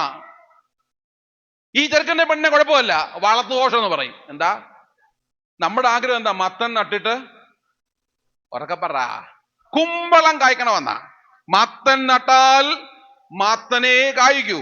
നിങ്ങളുടെ കുഞ്ഞ് രാവിലെ എഴുന്നേറ്റ് സ്കൂളിലേക്ക് പോകുമ്പോ അവനെ ഒന്ന് പ്രാർത്ഥിച്ച് അവന്റെ നെറുകയിൽ ഒരു ഉമ്മ കൊടുത്ത് നോക്ക്. നിങ്ങളുടെ പെൺകുഞ്ഞ് വൈകിട്ട് കിടന്നുറങ്ങുന്നതിന് മുമ്പ് അവിടെ അടുക്ക ചെന്ന് തലോടി നെറ്റിക്കൊരു ഉമ്മ കൊടുത്തു നോക്ക്. നിങ്ങളുടെ ഒരു കുഞ്ഞും നഷ്ടപ്പെട്ടു പോകത്തില്ലെന്നേ. ഇതിങ്ങനെ പിടിച്ചു വെച്ചോണ്ടിരിക്കുക, ചത്തു കഴിഞ്ഞ് ശവത്തിന് കൊടുക്കാൻ അല്ലേ? കൊടുത്തു നോക്ക്. ഞാൻ വെല്ലുവിളിക്കുക. ചെയ്യേണ്ട കാര്യങ്ങൾ ജീവിതത്തിൽ ചെയ്യണം, എന്നിട്ട് കുറ്റം പറഞ്ഞ കാര്യമില്ല. നമ്മൾ മക്കളോട് പറയും, എടാ മോനെ നീ അവളെ കണ്ടുപഠിക്കടാ, നീ ഇവനെ കണ്ടുപഠിക്കടാ. എടാ നിനക്ക് ഇതുവരെ പറയാൻ പറ്റിയോ, എടാ മോനെ മോളെ നീ എന്നെ കണ്ടുപഠിക്കുന്നു? പറ്റിയോ? അത് പറ്റാത്തടത്തോളം കാലം നമ്മൾ മക്കളെ ദുഃഖിച്ചുകൊണ്ടിരിക്കും. മനസ്സിലാകുന്നു? ഞാൻ ഇങ്ങനെ പറഞ്ഞ കുഴപ്പമുണ്ടോ? എനിക്ക് കുഴപ്പമില്ല.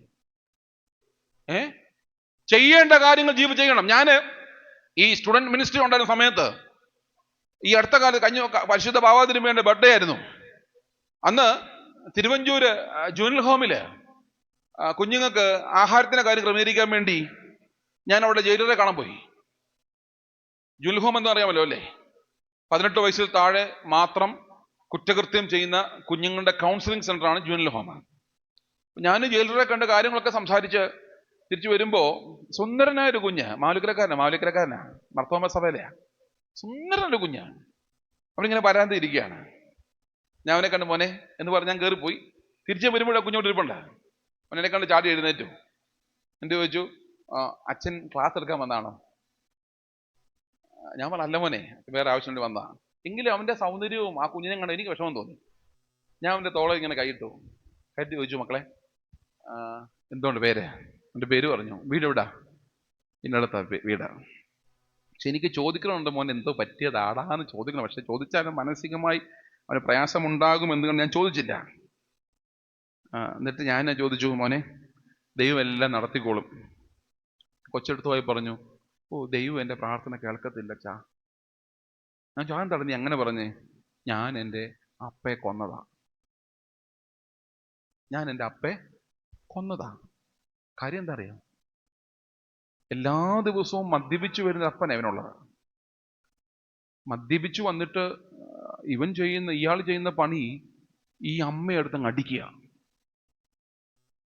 അവസാനം ഒരു ദിവസം ഈ കുഞ്ഞ് സ്കൂളിൽ നിന്ന് വരുമ്പോ കാണുന്ന കാഴ്ച, ഈ അപ്പം മദ്യപിച്ചിട്ട് ഈ കൊച്ചിനെ ഈ അമ്മയെ ചവിട്ടി. ഈ സ്ത്രീ ബോധരഹിതയായി താഴെ വീണു. ഈ കുഞ്ഞ് വിചാരിച്ചെന്താ അമ്മ മരിച്ചു എന്നുള്ളതാണ്. അവൻ ആ വിഷമം തീർക്കാൻ വേണ്ടി പുറത്തിറങ്ങി കിണറിന്റെ കപ്പി ഉണ്ടല്ലോ, കിണറിന്റെ കപ്പി വെള്ളം കോരുന്നേ, ആ കപ്പി എടുത്തുകൊണ്ട് വന്നിട്ട് അപ്പൻ്റെ തല്ലി അങ്ങ് പൊട്ടിച്ചു. അപ്പൻ ചത്തുപോയി. അപ്പൻ ചത്ത് താഴെ വീണു. അമ്മ കണ്ട് എഴുന്നേറ്റ് വരുന്നു. മനസ്സിലായോ? ആരകത്ത് പോയി? ഈ കുഞ്ഞകത്ത് പോയി. ഇനി നിങ്ങൾ ഓർത്തേ, ഈ സമൂഹം അവനോടുന്ന പേരെന്താ? കൊലപാതകി എന്നാ. ഈ കുഞ്ഞിന് ഭാവിയുണ്ടോ? നാളെ കേരളം ഭരിക്കേണ്ടത് ഒരു മന്ത്രിയാകാൻ സാധ്യതയുള്ളവനാ, ഒരു ശാസ്ത്രജ്ഞനാകാൻ സാധ്യതയുള്ളവനാ, ഒരു പട്ടക്കാരന് മേൽപ്പട്ടക്കാരനാകാൻ സാധ്യതയുള്ളവനാ. ആര് കളഞ്ഞു? ഒരപ്പൻ കളഞ്ഞു അല്ലേ? ഈ കൊച്ചു പറഞ്ഞ കാര്യം എനിക്ക് ഇന്നും എന്നെ മനസ്സിൽ കിടക്കുക. പല ദിവസവും ഈ അപ്പൻ ഇങ്ങനെ മദ്യപിച്ച് ബഹളം വെക്കുമ്പോ ഒരാള് പോലും എന്താ അവിടെ സംഭവിക്കാൻ ചോദിക്കാനില്ലായിരുന്നു. പട്ടിണി കിടന്നുണ്ട് പല ദിവസങ്ങളും. അപ്പം വന്ന് ഈ കഞ്ഞിയും കലവും എല്ലാം എടുത്തെറിയും. കച്ചിത്തുറുവിന്റെ മറവിലും വീടിന്റെ എരുത്തിലും പറമ്പിലും ഒക്കെ പാത്തിരുന്ന് രാത്രി ഈ അമ്മയും കുഞ്ഞും നേരം വെളുപ്പിക്കുന്നത്. അവിടെ ചോദിക്കാൻ അച്ഛനില്ല, ഒരു പഞ്ചായത്ത് മെമ്പറില്ല, ഒരു അയൽവാസിയില്ല, ഒരു സഹോദരനില്ല, ആരുമില്ലായിരുന്നു. ഈ കുഞ്ഞും അപ്പനും അമ്മയും തന്നെ അനുഭവിച്ച കഥ ഈ കുഞ്ഞു പറഞ്ഞപ്പോ എനിക്ക് കുറ്റബോധം തോന്നി അല്ലേ? ഈ അപ്പൻ എന്താ സമ്പാദിച്ചത്? ആ കുഞ്ഞിന്റെ ഭാവി എന്തിയെ? ഇവിടെ മദ്യപിക്കുന്നവരൊക്കെ ഉണ്ടാകാം. ലോക ജനസംഖ്യയിൽ മദ്യപിക്കുന്നത് 40% പുരുഷന്മാരും 60% സ്ത്രീകളുമാ. മദ്യപിക്കുന്നവരൊക്കെ ഉണ്ടാവാം. ഞാൻ ചോദിക്കട്ടെ, ഈ മദ്യപിക്കുന്നവരുടെ സമ്പാദ്യം എന്താ? ഞാൻ പറയാം. ഒന്നാമത്തെ സമ്പാദ്യം അവനെ ഓർത്ത് കരയുന്ന ജീവിത പങ്കാളി, ആരോഗ്യനഷ്ടം, മാനനഷ്ടം, സാമ്പത്തിക നഷ്ടം, അവനെ ഓർത്ത് കരയുന്ന അപ്പൻ അമ്മ, അപമാന ഭാരം കൊണ്ട് തലകുനിക്കുന്ന മക്കൾ. ഇതല്ലാതെ ഒരു മദ്യപിക്കുന്ന സമ്പാദ്യം ഉണ്ടെങ്കിൽ നാളെ മുതൽ ഞാൻ പ്രസംഗിക്കാതിരിക്കാം അല്ലേ? ബന്ധങ്ങളെ പറ്റി പറയുമ്പോ എന്റെ മോൻ അവൻ അങ്ങനായി, അവൻ ഇങ്ങനെ പോകുന്നു അച്ഛാ എന്നൊക്കെ പറയുമ്പോ നീ നിന്നിലേക്ക് നോക്കണം. എനിക്ക് എത്ര മാതൃകയാക്കാൻ പറ്റി എന്റെ കുഞ്ഞിന്? അതാ ഞാൻ കുഞ്ഞുങ്ങൾ ചോദിച്ചത്, എത്ര ദിവസം മോനെ അപ്പ രൂപ വന്നിട്ട്, എത്ര ദിവസം മോനെ അമ്മ രൂപ വന്നിട്ട്? ഇത് കൊടുക്കാൻ പോലും പറ്റാത്ത മനുഷ്യ, നീ എങ്ങനെ നീ തലമുറ നയിക്കുമെന്നത് ഒരു ചോദ്യമാ. എന്നെ എന്റെ വിദ്യാർത്ഥി പഠിപ്പിച്ചൊരു പാഠമുണ്ട്. അക്രൈസ്തവനായ വിദ്യാർത്ഥിയാണ്, വലിയ സാമ്പത്തികമൊന്നുമില്ല. അവന്റെ ബർത്ത്ഡേ ആണ്. രാവിലെ എനിക്ക് സ്കൂളിൽ മുട്ടായും കൊണ്ടൊക്കെ വന്നു. ഞാനതൊക്കെ മേടിച്ചു. ഞാൻ ചോദിച്ചു, എടാ നിനക്ക് എന്താ ഇന്ന് ബർത്ത്ഡേക്ക് ഗിഫ്റ്റ് കിട്ടിയത്? അവൻ പറഞ്ഞു, എനിക്കാര് ഗിഫ്റ്റ് തരാനാ ഫാദറെ, പക്ഷെ ഞാനൊരു ഗിഫ്റ്റ് കൊടുത്തു. അവൻ പറഞ്ഞു, ഞാൻ രാവിലെ എഴുന്നേറ്റിട്ട് എൻ്റെ അപ്പയ്ക്ക് ഒരു ഉമ്മ കൊടുത്തു, എൻ്റെ അച്ഛനൊരു ഉമ്മ കൊടുത്തു, എൻ്റെ അമ്മയുടെ വയറിൽ ഞാനൊരു ഉമ്മ കൊടുത്തു. ഒന്ന് ഓർത്തേ, നമ്മുടെ മക്കൾ അവരുടെ ബർത്ത്ഡേക്ക് അമ്മമാരെ നിങ്ങളുടെ വയറിൽ ഒരു ഉമ്മ തരുന്ന സൗഭാഗ്യം അല്ലേ? ഞാനത് മനസ്സിലാക്കി അന്നു മുതൽ എല്ലാ നവംബർ 29-നും എൻ്റെ അപ്പനും എൻ്റെ അമ്മയുടെ വയറിലും എന്ത് കൊടുക്കും? ഉമ്മ കൊടുക്കും. അതൊരു വലിയ ബന്ധമല്ലേ?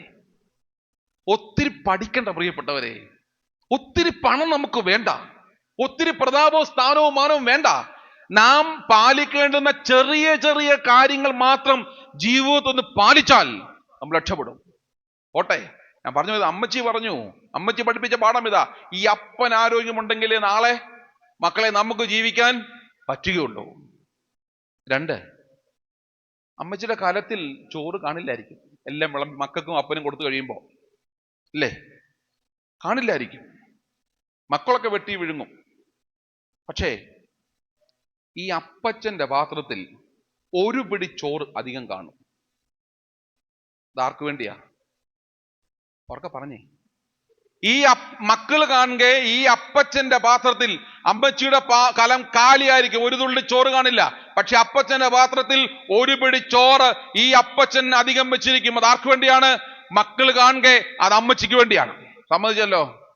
പ്രിയപ്പെട്ട പുരുഷന്മാരെ, ഇന്ന് നിങ്ങൾ കഴിക്കുന്ന പാത്രത്തിൽ ഒരു പിടി ചോറ് അധികം വെച്ചാൽ ആര് കഴിക്കും?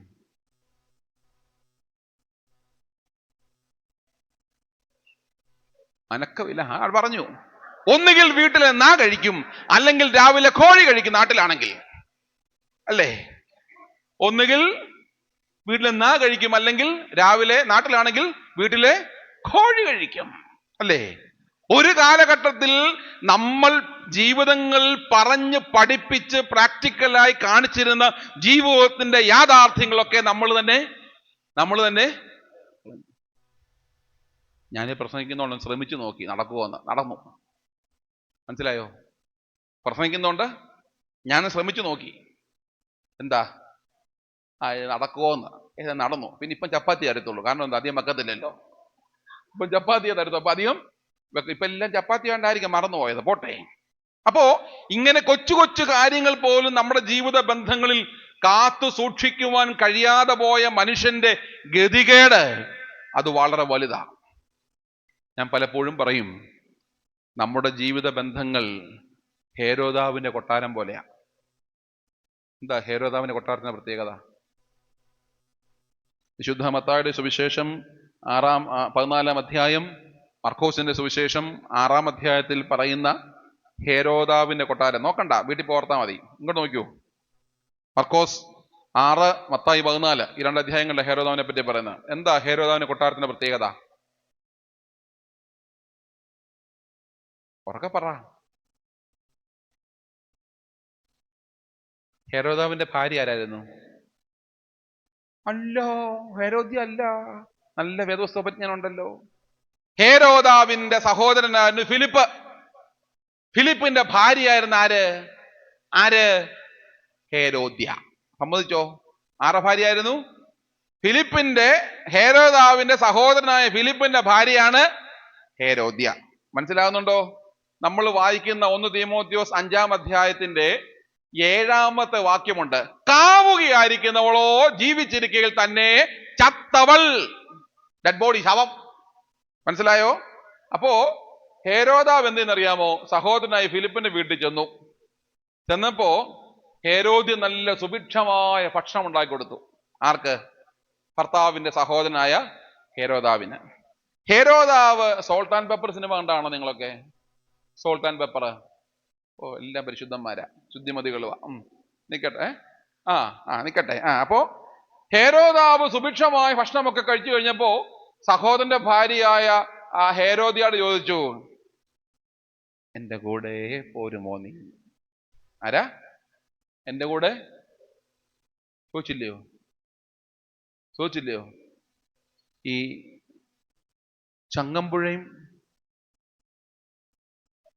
ചങ്ങമ്പുഴയല്ല, നമ്മുടെ രമണനെയും ചന്ദ്രിക അറിയാമോ?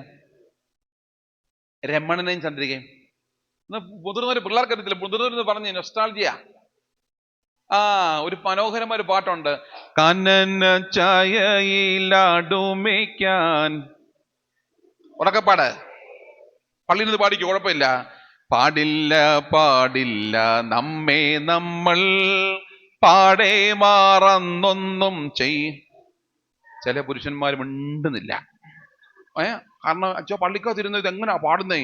ഞാൻ പള്ളിക്കകത്ത് ധൈര്യത്തോടെ പാടാൻ പറഞ്ഞു, ഞാനും കൂടെ പാടാം. ഒന്ന് പാടി, കുറക്കെ പാടിക്കേ. കനന ചായയിലാടുമേക്കാൻ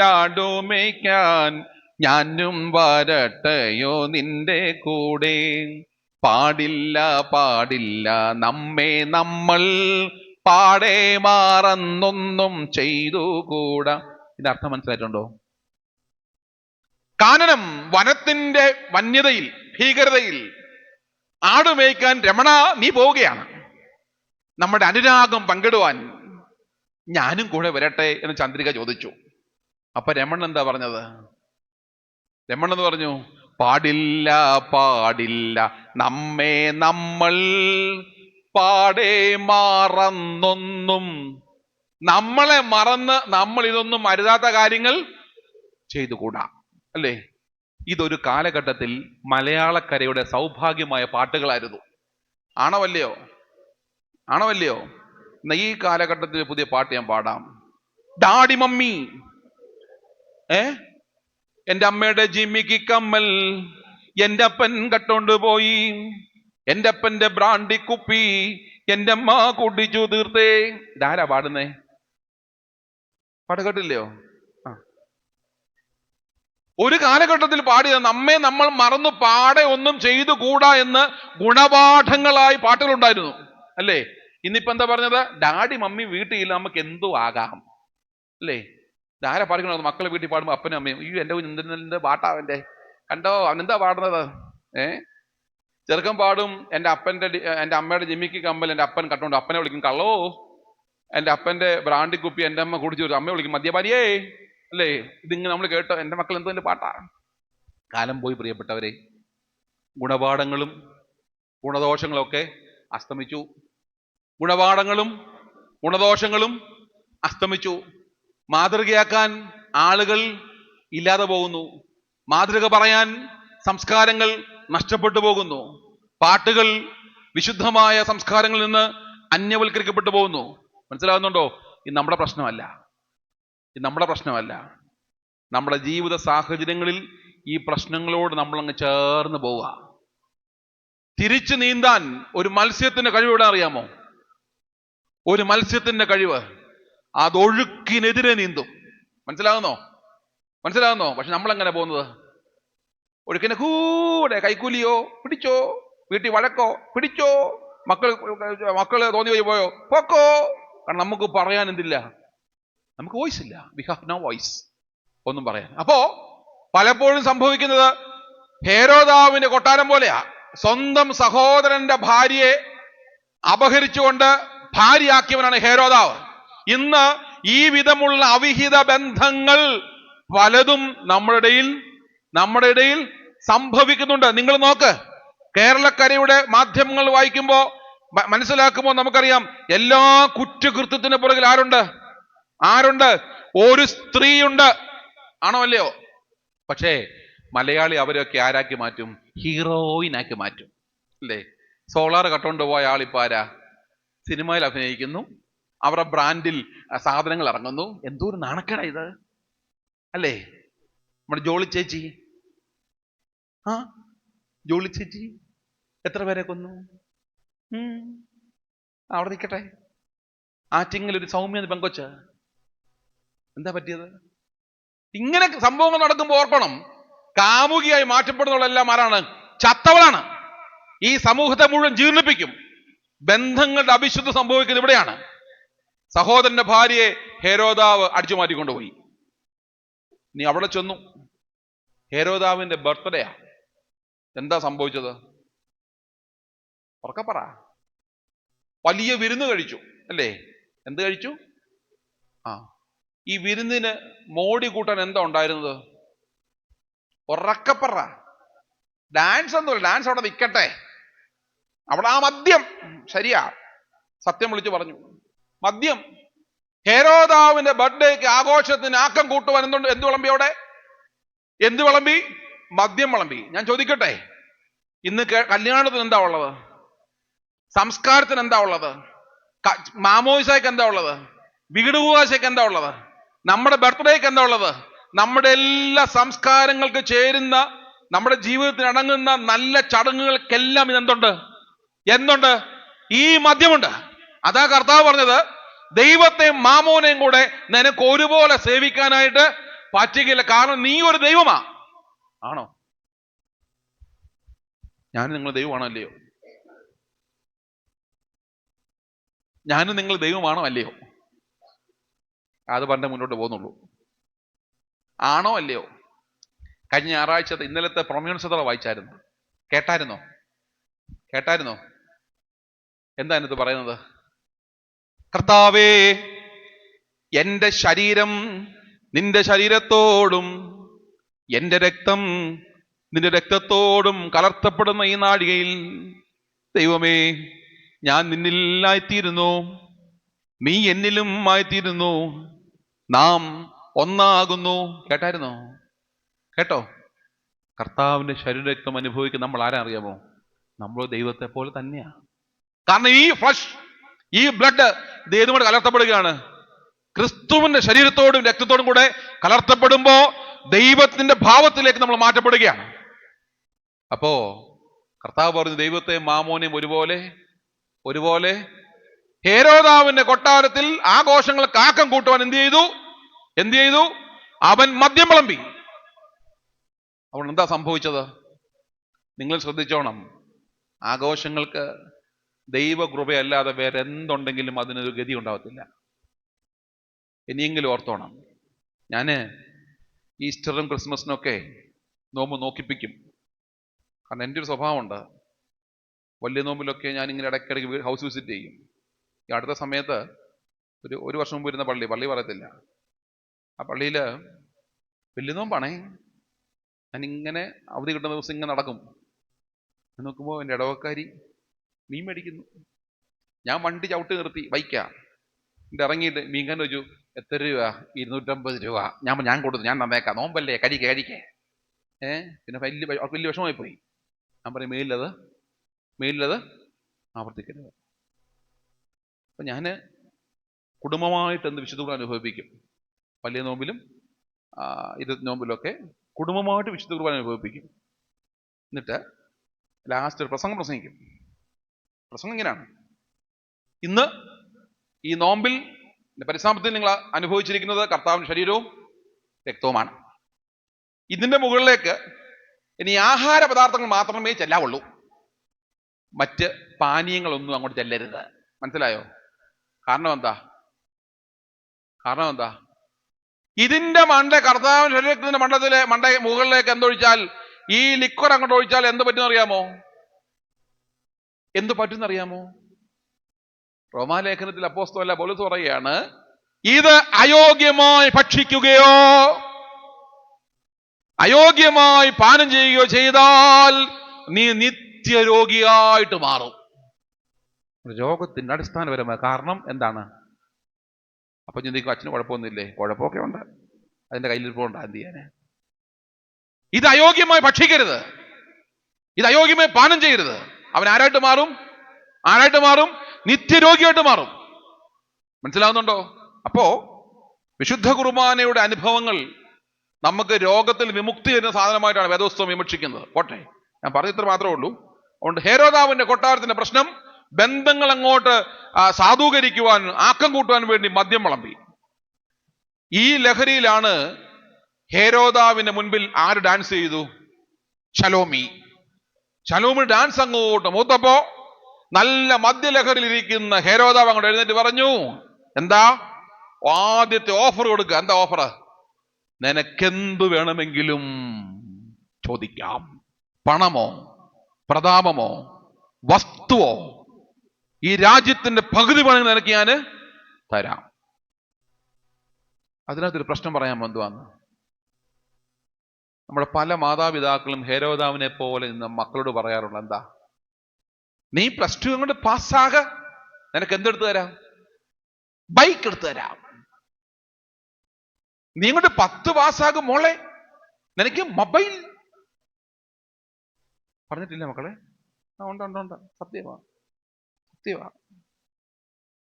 ഈ ഓഫറുകൾ നമുക്ക് അപജയമാണ്.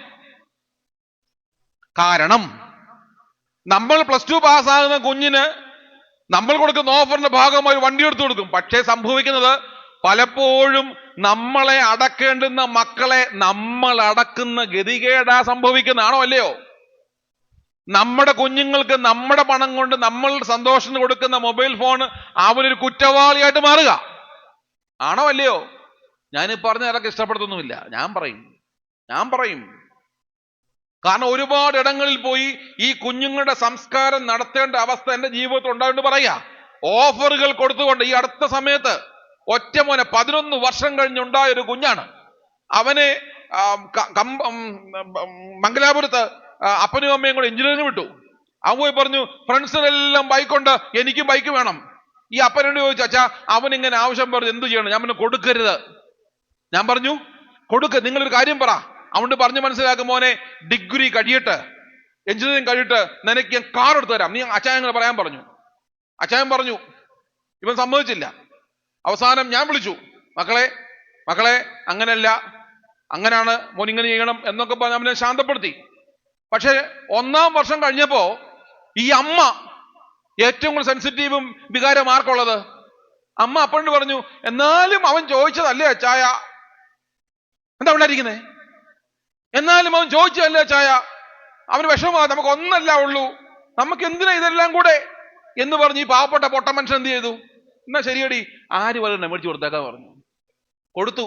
11-ാമത്തെ ദിവസം ശവസംസ്കാരം നടത്തി. ഞാൻ 11-ാമത്തെ ദിവസം 20 വയസ്സുള്ള കുഞ്ഞിനെ അടക്കി. ഞാൻ ഈ പ്രസംഗം കൂടെ പ്രസംഗിച്ചത്, ഞാൻ ഇങ്ങനെ വീട്ടിൽ പ്രസംഗിച്ചത്. ഞാൻ പറഞ്ഞു, ഞാൻ അരുതെന്ന് പറഞ്ഞതാ. എനിക്ക് വിഷമമുണ്ട്, അവൻ അതൊക്കെ നല്ല കുഞ്ഞാ. ഞാൻ അരുതെന്ന് പറഞ്ഞതാ.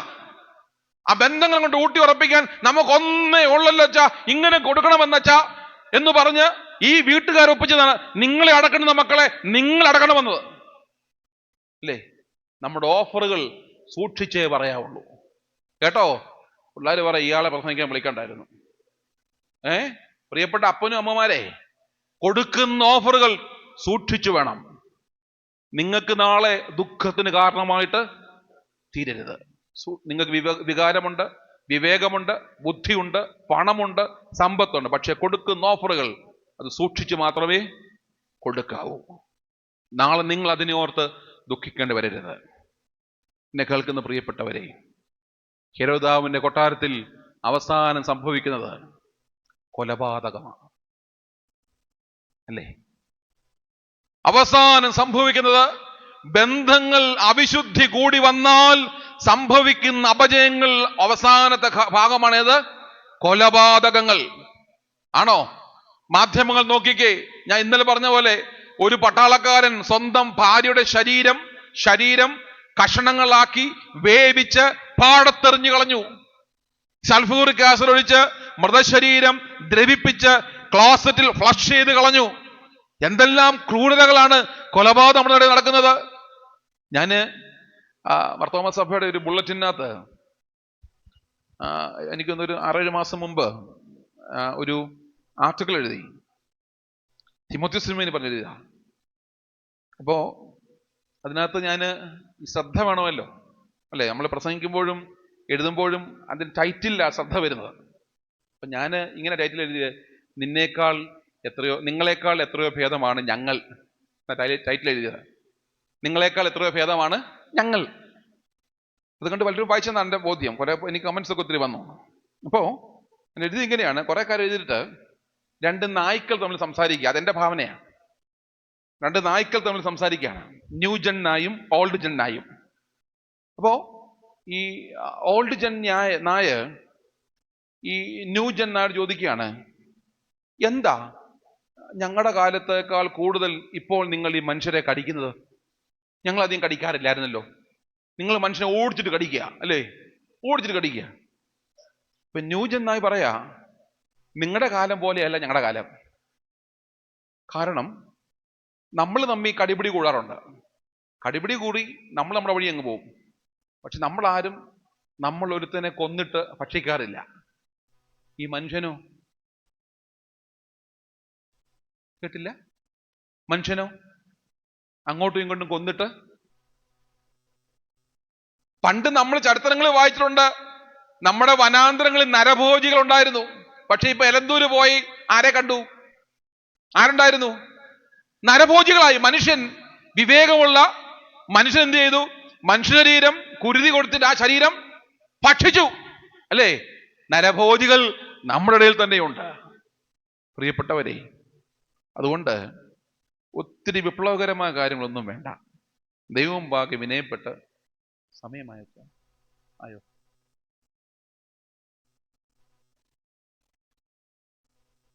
വിപ്ലവകര പ്രശ്നങ്ങളൊന്നും വേണ്ട. ജീവിതത്തിൽ പാലിക്കേണ്ടുന്ന കൊച്ചു കാര്യങ്ങൾ പാലിച്ചാൽ മാത്രം മതി. ഇന്നത്തെ വാക്കിയോട് ഇവിടെ പറയാം. ശുശ്രൂഷയിൽ നിങ്ങൾ ആത്മാർത്ഥമായിട്ട് സംബന്ധിക്കണമേ. എല്ലാവരെയും ദൈവം അനുഗ്രഹിക്കട്ടെ എന്ന് സ്നേഹത്തോടെ പ്രാർത്ഥിക്കുന്നു.